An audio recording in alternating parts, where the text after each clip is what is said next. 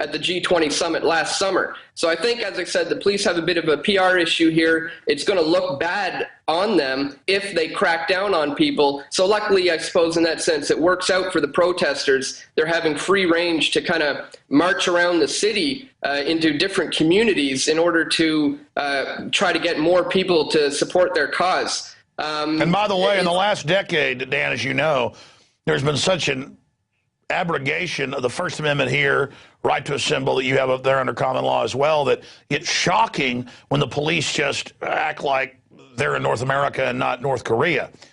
But I agree with you. They also, at this point, just want you guys to go away. They don't want to make you look like victims. If you continue, though, I think down the road you will see some of the crackdowns. First the demonization, then the crackdowns. But for those that don't know, you document in your Into the Fire really first. I mean, I saw it in this film first, and then now it's been admitted in the mainstream news in Canada that you had police provocateurs. There's been a history of that before. There was a total color of law fraud where just basically anywhere in the city they'd say no taping, no assembly, we have a secret order. Well, the reason it was secret is it turned out the order didn't say that. It was just made up crap. The cops were told there's a secret order, there's no freedom now. You know, kind of like Hitler. Well, it's a secret order. I'm your Fuhrer. Bow down and kiss my hind end. So give us a report, for those that don't know, what we saw at the G20, because then it was the model at the G20 here, G20 in England. They killed a guy delivering newspapers to a gas station. I mean, we're seeing all over the world when the globalist banksters arrive, there's no reason for this except they want to practice globally giving the orders and watching a total crackdown, including military people in uniforms snatching and grabbing peaceful people in Pittsburgh, arresting my reporter Rob Dew for no reason. He's having to sue them now and taking him to some gulag with people with bags over their heads. I mean, this is really a beta test to try to turn us into a fascist system, but it's the same stamp worldwide. Yeah, we saw a lot of the same kind of things here in Toronto last year, the snatch and grabs, undercover vans with plainclothes police officers doing snatch and grabs. I interviewed a number of people who just had unbelievable experiences. There was an elderly gentleman who had his prosthetic leg ripped off by the police. They ordered him to hop to the squad car, and when he said, you know, I can't physically do that, they wouldn't give his leg back to him because they said it might be used as a weapon. And so many of those stories kept coming in to me. And we documented it all in the film, Into the Fire. If anybody's interested in checking it out, you can definitely see it on prisonplanet.tv, or you can get it from Infowars.com. But we documented the whole thing. It went on for the whole weekend, and we pretty much covered everything chronologically, starting all the way back from even 2 months before the summit even began, when we started seeing the police state kind of ramping up here in the streets of Toronto, with the fences going up, with more and more police officers being in the streets.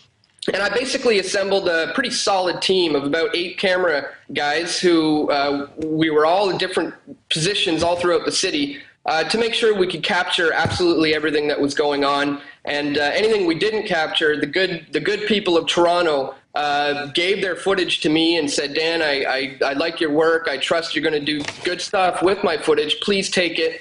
And so we put together Into the Fire. It was 9 months in the making now, and it's out there online now. So if people want to see it for themselves, you can check it out.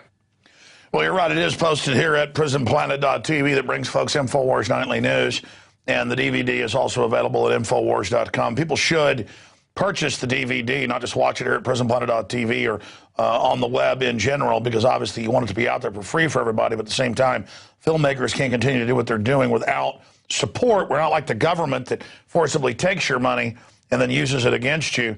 And I would add that, of course, you head up Press for Truth, a team of videographers, investigative journalists, and political activists who do their best to expose the global elite and their plans for a new world order, really the new true media.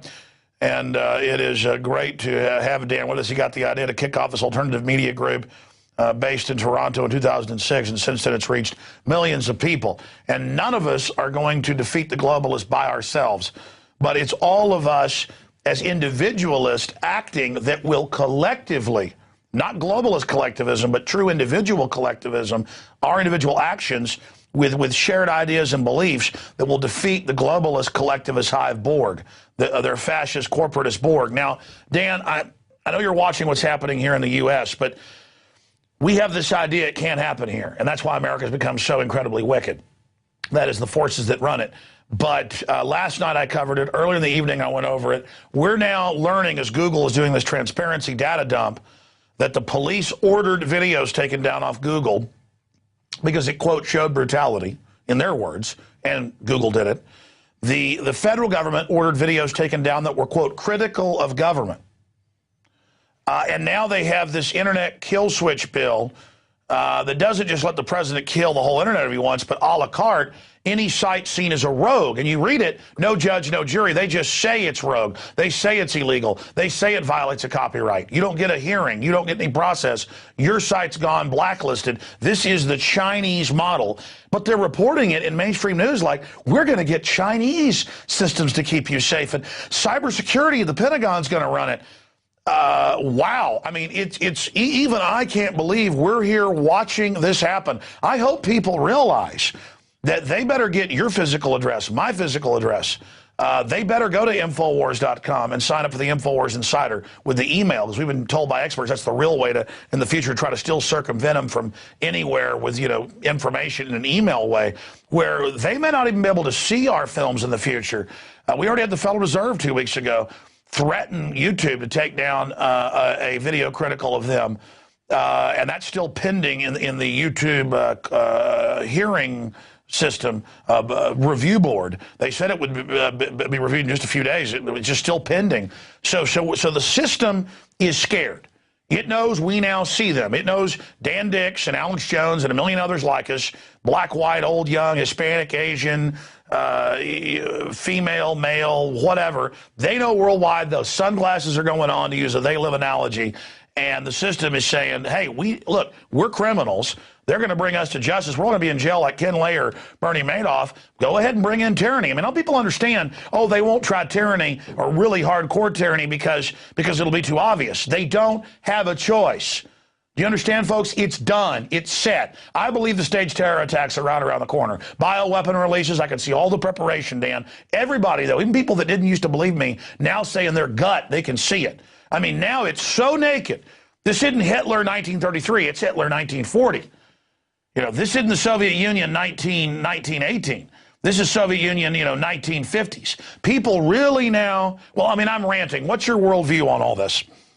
Well, absolutely, Alex. I think we're seeing, in the last 5 years or so, there's been a massive awakening happening. And I think what we're seeing now is the culmination of that. People who have been waking up to these issues are now getting to the point where they're ready to get active. They're ready to get out in the streets. They're ready to meet like-minded people and begin to work together in solidarity to try to build a better future. And you're absolutely right. I think the establishment is running scared. They're worried that this movement may gain some momentum and be quite a problem for them. So we're just going to have to continue our efforts and just hope that this thing, as I said before, gets steered in a direction which is going to benefit us and not the establishment. So I'm hopeful. I'm hopeful for the future here, Alex. Well, I think you just said it right there. The system knows there's an awakening. They're trying to co-opt it. And if they can't, they're going to rubber bullet it. But people that work for the system, they're being destroyed by this. It's the law of diminishing returns. I mean, this New World Order is going straight to hell. Dan, give me your boiled-down view of what the New World Order is, what its goals are from your research. I mean, really, you've got the soapbox for the last 3-4 minutes here. Yeah, well, the whole plan of this New World Order, which has been going on for centuries now, has always all been about uniting everything into one so they can set up their world government, their one world cash system, even a one world religion. So it's all about uniting people under this singular umbrella. And I think that's where we need to be careful with this occupation movement, because when things begin to move onto a global level, we have to remember this has been the goal of the New World Order for centuries now, is to unite everybody under the singular umbrella. And in order to do that, people have to be on the same page mentally, spiritually, and they have to make sure that that doesn't happen. So I think that are the goals, and they're even starting to suggest these types of solutions to these problems that are being raised. people are saying, you know, what we need is a world central bank and a global authority to see over all these financial institutions. So they've been setting it up for years now. They've got their ducks in a line, and they're getting ready to take that next step to try to bring everything together. But as I said, there's a huge awakening happening. People are beginning to become aware of this fact. They realize that they're not getting the truth from the mainstream media, and they're beginning to look to alternative sources for information like Infowars.com, like Press4Truth.ca, and people are hungry for the truth because they know something's wrong. They know something is fundamentally flawed with the system. And the beautiful thing about this, Alex, is people are beginning to get out, get in the streets, get active, and work together to change this world and make it a better place so we can bring this whole new world order and it can come crashing down. Well, you're right, Dan. And look, you had the Vatican on Monday come out and call for a global government and a global bank. Well, that's exactly what the private banking heads that created the derivatives have been calling for. And the VAT, the sales taxes, the global carbon taxes. And now they're going to hold the world hostage until the nations give over all their sovereignty. And it's not some loving Star Trek world government. This is a tyrannical, oppressive, eugenics-based world government.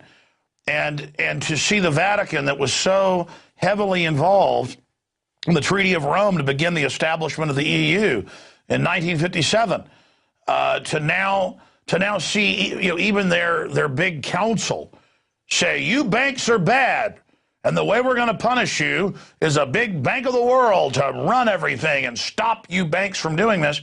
That's the very Bank of the World they've been proposing now for 3 years, which I read about from the Trilateral Commission saying they would do all of this in the mid-'70s. And that's what's so frustrating. We didn't just guess what they were going to do, and wow, good guess. This has all been stated. We don't just say they put sterilants in vaccines. It's the Rockefeller Foundation documents we showed last night. I mean, but people are still, people always ask me, why, Alex? You know, I wouldn't do something like that. You wouldn't. They can't get, well, you wouldn't kill kids and bury them in your backyard either. But people get caught all the time doing that. I mean, you know, they show these videos of like a woman in England walks over to a cat and she, you know, hits it. Just for no reason. It's out standing there being nice. She starts petting it. She does something mean to it. You know, why do people do that? It's like, well, why? Because they're crazy, because they're control freaks. The point is, look at history. This is the norm. Stop thinking it can't happen, because your denial, your ignorance of history out there, and I don't even mean our viewers, but those that this is passed on to, this is what is allowing this to manifest. This is what is allowing this to take place. It's like somebody who smokes 5 packs of cigarettes a day and wonders why they get lung cancer when they're 45. You know, they just all act, I'm not going to get lung cancer. That's other people. Now, this world has cancer. It's called global tyrants. So, again, Dan, in closing, what can you say to the awakening process? Because, yeah, just because somebody wakes up doesn't mean they've gotten their bearings yet. And so that's why the establishment's like, you've woken up. We're the big banks, Federal Reserve. We agree with you, Occupy Wall Street. We want to raise taxes on rich people. That's anybody making more money than you. It won't be getting rid of NAFTA or GATT that'll get you a job. It won't be devaluing the currency we're doing that's the problem. It's anybody with more money than you. Let's take their money, okay? I mean, that's where this is at. Yeah, I think what a lot of people need to do is to continue to network with each other. And when you're starting out and trying to get active, it's good to go online and try to find certain groups that are involved with the issues that you're interested in.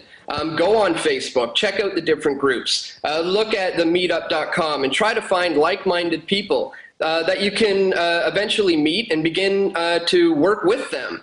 And then, of course, you know, I always feel it's important to arm yourself with the greatest weapon in this info war, which is the camera. And anytime you're at any of these events, and we are living in amazing times right now, pretty much everybody has a camera in their pocket with their smartphones and cell phones and so forth.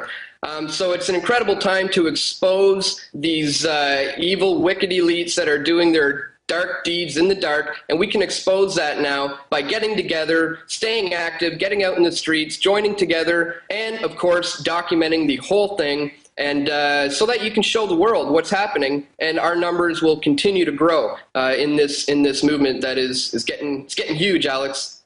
All right, Dan Dix, God bless. Good to talk to you from Canada. Thank you.